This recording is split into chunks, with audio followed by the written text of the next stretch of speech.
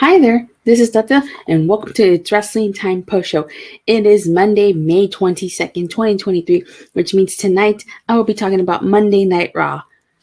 And tonight's Raw was the go-home show to Night of Champions, and it didn't deliver. I've always said that the purpose of go-home shows are to get you hype and excited for the weekend's pay-per-view. This did not get me hype or excited for Night of Champions in any way, shape, or form. We had matches, but none of them meant anything. And there was a bunch of Cody Rhodes stuff going on throughout the night. But ultimately, Cody Rhodes versus Brock Lesnar is happening. So Monday Night Raw opened up with Brock Lesnar destroying Cody Rhodes in the back, and he targeted his arm, which played a factor throughout the night. Tell me why Paul Heyman's on Monday Night Raw. I know last week he had visitors pass, but why was he on Raw today? Seriously. But he was talking about Night of Champions and about how Sami, Zayn, and Kevin Owens will lose the titles to Roman Reigns and Solo Sikoa. He says this is the final night before Night of Champions, and he welcomes people to Monday Night Raw. Paul Heyman says there's going to be 3 main events. It's going to be the tag team title match. I'm assuming Cody Rhodes versus Brock Lesnar count is going to be one of the main events. And then the third one would be AJ Styles versus Seth freaking Rollins for the World Heavyweight title. They used the same promotion for Backlash when they were promoting double main event with a street fight between Bad Bunny and Damian Priest and Brock Lesnar versus Cody Rhodes. I still believe that street fight should have main evented Backlash.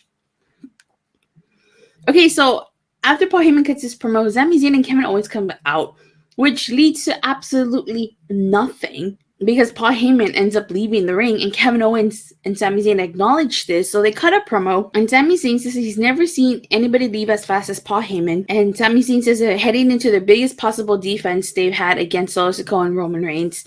There's nothing left to say. He said everything he needed to say to Roman's face. Kevin Owens brings up the fact that Roman Reigns dedicates their supposed victory to the Wild Samoans. So then Kevin Owens says that he's dedicating their victory to the true pillars of the bloodline, the Usos, and then Imperium comes out.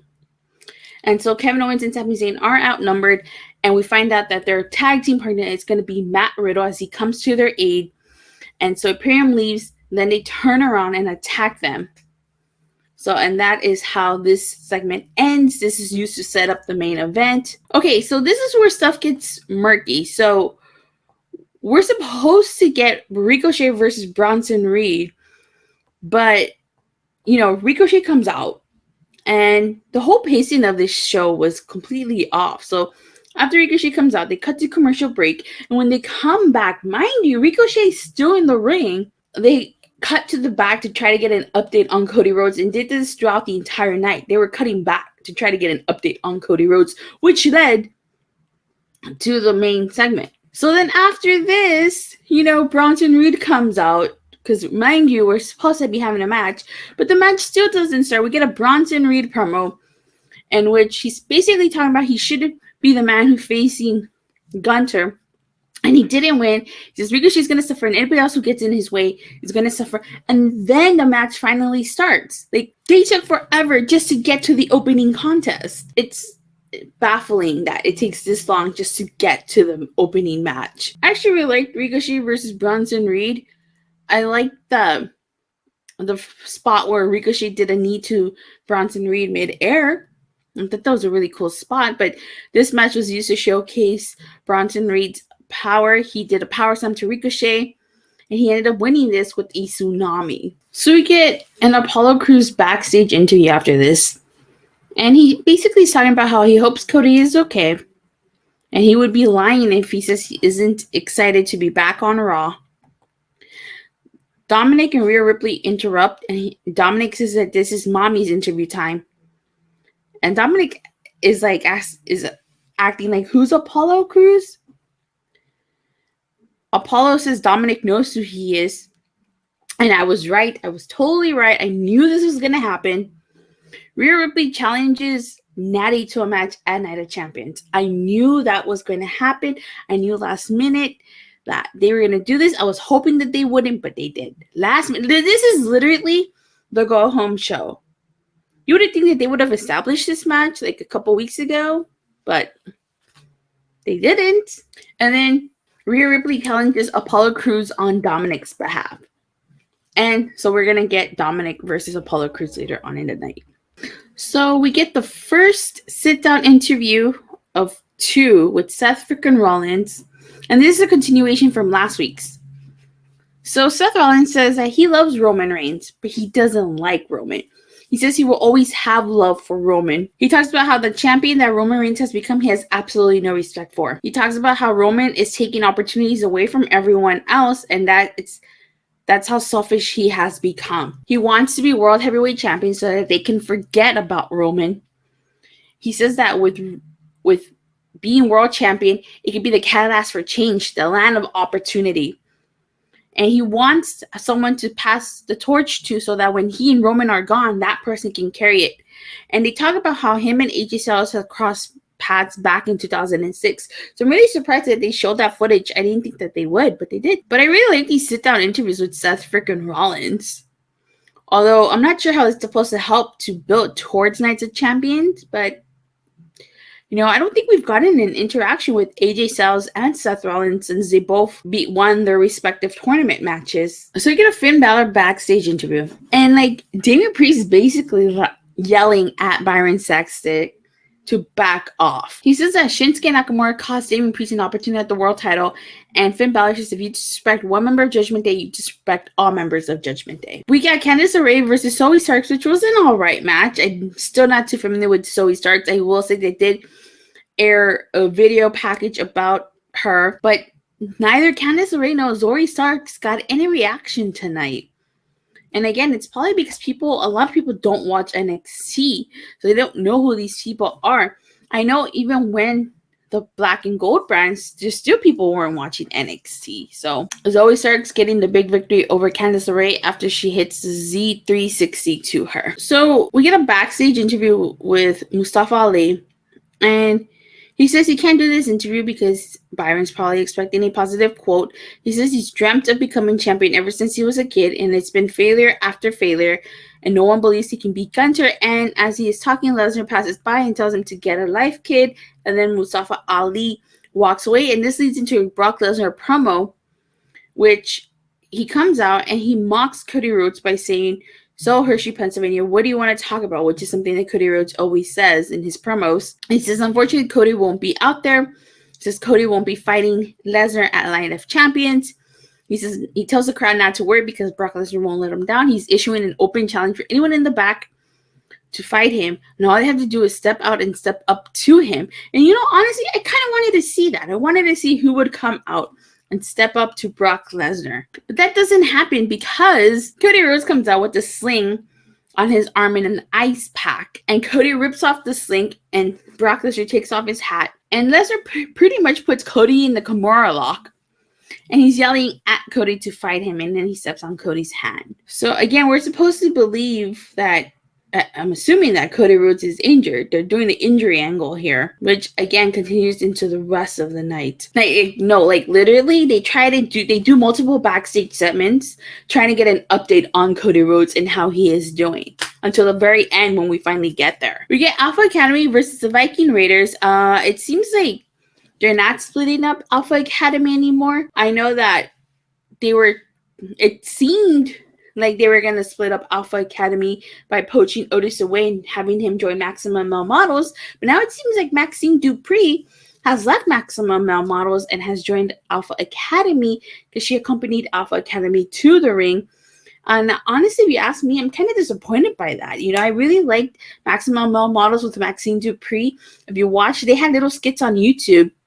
And you watch those skits, they're actually pretty hilarious. So we don't know what's going to happen with Maximum Male Models from this point forward. So this was a decent match. Wasn't too bad of a match, but I feel for the Viking Raiders in this match because they can't seem to catch a break. And I've talked about this before. The Viking Raiders have had their push start and then stopped. They can't seem to catch a break. You would think coming over to Raw, they would be this badass tag team. But no, they're not. They keep losing. How do you expect anybody to take them seriously? How do you expect them to be contenders for the tag titles when they keep losing. And not to mention, it doesn't help the fact that they didn't split up the tag titles. So, and it's not that the Viking Raiders are terrible. It's just that their booking hasn't done them any favors. Tell me why Maxine got in Valhalla's face, ran away screaming, and the Viking Raiders still lost here. Alpha Academy defeated them. So we'll see what happens, but I just feel like the Viking Raiders are losing their steam. So we get Shinsuke Nakamura versus Finn Balor. This was actually not a bad match. I actually like this match. You get Finn Balor doing a side headlock takedown to Nakamura. Then he does open palm strikes. You got Nakamura doing a sliding drop kick to Finn Balor, who landed on the outside. Finn Balor distracted the referee, so Damian Priest could attack Shinsuke Nakamura. You have Shinsuke doing an elbow to Finn Balor's knee. Then he did the sliding German suplex to Finn Balor. You get a kick to the side of the head of Finn Balor. You get an elbow to the back of the head of Nakamura. Sling blade to Nakamura. Nakamura kicks Finn Balor and both men go down. So Finn Balor does a double stomp to Nakamura's midsection midway. I thought that was a really cool spot. Of course, Damian Priest would save Finn Balor from Shinsuke Nakamura. Nakamura sent Damian Priest over the barricade. Finn Balor then proceeds to dropkick Nakamura onto the barricade. And then Finn Balor does a coup de grace to Nakamura, and Finn Balor is victorious. A good match if you ask me. But isn't this like Shinsuke Nakamura's second match on Raw and he's already losing? Okay, so then we get an Adam Pearce backstage segment in which he's basically going to say he's going to handle this Cody situation. And then Stratus comes in and says she wants a no-touch policy with tonight's contract signing. And Adam Pearce says that's not going to happen. So after this, we're supposed to get the contract signing, but we get a video package about Matt Riddle. And so then after that video package, we get the Trish Stratus Becky Lynch contract signing. And this contract signing was actually kind of weak. Like, both Becky Lynch and Trish Stratus cut a promo, and I honestly felt like it was dragging. It was super, super dragging. You know, as you know, most contracts in wrestling always end with a brawl.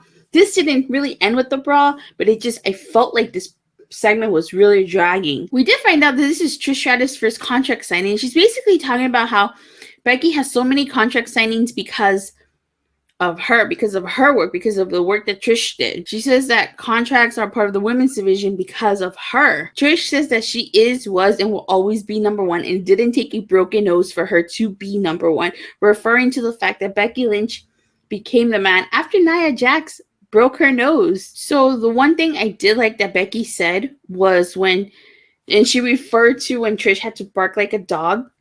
She said, and I quote, "If you think barking like a dog is embarrassing, wait until I whoop your ass at Night of Champions. Welcome to the big time, bitch. Woof, woof." Which did not sit well with Trish Stratus. She obviously did not like that. But that was the only few things that I did like about this promo and about this segment. Aside from that, this segment dragged. I wasn't a huge fan of this segment. I skipped the match. I actually skipped Raquel Rodriguez versus Sonya Deville, which came after Shinsuke Nakamura versus Finn Balor. So I'll just go ahead and talk about it here because the segment that follows the contract signing actually deals with that match. So we get Raquel Rodriguez versus Sonya Deville. And if you guys remember last week, we had Raquel Rodriguez versus Chelsea Green, which didn't go so well. And this match is no different.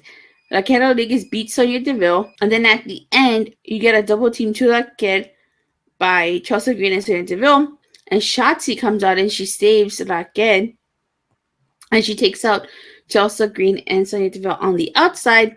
And so backstage, they do an interview with her, and she says that she has a lot of respect for Raquel, and she has Raquel's back anytime she needs it. And then Raquel says that she found her new tag team partner. Guess that Liam must still be out with an injury. We get Apollo Crews versus Dominik Mysterio. Apollo Crews doing a shoulder tag on a power slam to Dominik.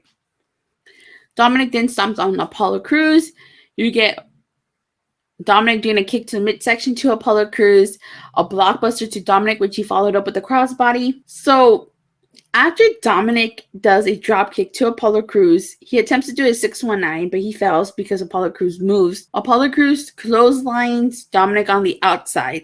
Rhea Ripley gets in Apollo's face, and this allows Dominik to send Apollo Crews into the steel steps. And Dominik distracts the referee. Rhea sends Apollo Crews into the ring post.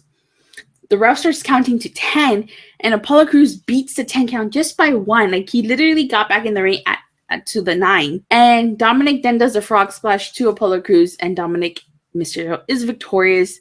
And I believe this is Apollo Crews' on first match back on the main roster, and he loses to Dominik Mysterio. We get an AJ Styles video package, and then afterwards we get a Seth freaking Rollins sit-down interview part 2. He starts talking about how it is time for a change, and he has been working really hard to take the spot of being the guy. And that this is everything he has ever dreamed of. He just wants to see it be the best it can be. This is their moment to do something special, and he's going all in on this title. And he wants to create something that is going to be legendary, something that will live forever. And he's going to be that guy that can carry things forward. So I really like the sit-down interview with Seth Rollins, and I wouldn't have a problem with this if this wasn't, supposed to be building 2 United Champions. But really, like, there hasn't been much of a build between him and AJ Styles. They've just been doing these sit-down interviews. I get that Seth Rollins wasn't able to be on Raw because he's out filming Captain America, New World Order, which, let me see, I don't know if you guys have seen, but let me show you guys. So here is Seth Rollins on the Captain America set, which is why he was not on Raw. So congrats to Seth Rollins for getting that role in Captain America. And hopefully that, that doesn't mean that he's not winning at Night of Champions, because if you ask me, Seth Rollins deserves to win that title after everything that he's done. Like, he put Cody Rhodes over. He made almost look like $1 million. So I honestly think Seth Rollins still deserves to win that world title. And hopefully he does. So we find out Money in the Bank qualifying matches begin next week. And then our main event is Kevin Owens and Sami Zayn and Matt Riddle versus Imperium, which I honestly thought this was a fun little match. You get Sami Zayn and Kaiser starting the match. Kaiser doing stomps to Sami Zayn. You get a gut wrench suplex to Vinci by Matt Riddle. Riddle kicks Gunter. Then Gunter chest chops him, and as Riddle's trying to make a tag back to Sami Zayn, Kaiser takes down Sami Zayn on the outside. You got Kevin Owens doing the stomps to Vinci, followed by a senton, which he followed up with the German suplex, then a cannonball. Really cool sequence if you ask me. Vinci does a drop kick to Kevin Owens. You got a double team to Kevin Owens on the ring apron by Vinci and Kaiser. You got Kevin Owens doing a frog splash to Vinci. Sami Zayn clotheslines Kaiser. Then he hits the Mitnoku driver. I thought it was really cool. Sami Zayn did the Blue Thunder Bomb to Gunter. Kevin Owens gives the stunner to Vinci. And then Gunter catches Sami Zayn in a sleeper. Now, Matt Riddle does a floating bro to Gunter, but he has Sami Zayn in the sleeper, so he gets hit by that as well. You got Sami Zayn doing an exploder to Vinci in the corner. And I really like the ending sequence. You got Matt Riddle taking out Gunter, sending him over the announce table. Then Kaiser gets sent to the outside. Haluva kick to Vinci by Sami Zayn, which is followed up with Swanton Bomb by Kevin Owens. And you got Sami Zayn just looking to make sure neither Kaiser nor Gunter get involved. And so Matt Riddle, Kevin Owens, and Sami Zayn pick up the win here, and they have momentum going into Night of Champions. But that's not how Monday Night Raw ended. No. So like I said, throughout the entire night, there were multiple backstage segments about trying to figure out if Cody Rhodes is okay. Cody Rhodes is sitting in his locker room. Triple H comes in, he talks to him. And Triple H says that Cody needs medical attention. It says his arm is broken. And he understands that Cody is afraid. And Cody interjects and says that he's not afraid. And what is he afraid of? Or what does he have to be afraid? Triple H says no one questions that Cody is tough. And Cody says that he's going to Night of Champions and he's going to fight. And then Triple H pats Cody Rhodes on the back. And that is how Monday Night Raw ends. So obviously that broken arm is certainly going to play a factor into Cody's match with Brock Lesnar at Night of Champions. Whether that means Brock Lesnar is winning or Cody Rhodes is going to get another upset victory to Brock Lesnar remains to be seen, but definitely going to play a factor. So overall, tonight's Raw was just a whole lot of nothing. This is the go-home show to Night of Champions, and as I've always said, the go-home show is supposed to sell you the pay-per-view, supposed to get you excited. This did not get me excited for the Night of Champions. Don't get me wrong, I did like the Seth Rollins sit-down interviews. I did like Finn Balor versus Shinsuke Nakamura. But a lot of this stuff is kind of like Ricochet versus Bronson Reed. That was good too, but what's the whole purpose of this? So, because this is a go-home show, I'm going to give this a 4 because, like I said, this is supposed to hype you up for the pay-per-view, and it did not hype me up tonight. And I know SmackDown is taped, so we'll see how that go-home show goes, but maybe it might be better than Raw. Maybe it'll just be just as bad as Raw. I guess we gotta wait and see. But with that being said, thank you guys all so much for watching. For the continued support, please don't forget to like and subscribe. Make sure you hit that bell so you get notified whenever I go live or release a new video. And I'll see you guys on Wednesday after AEW Dynamite. Bye.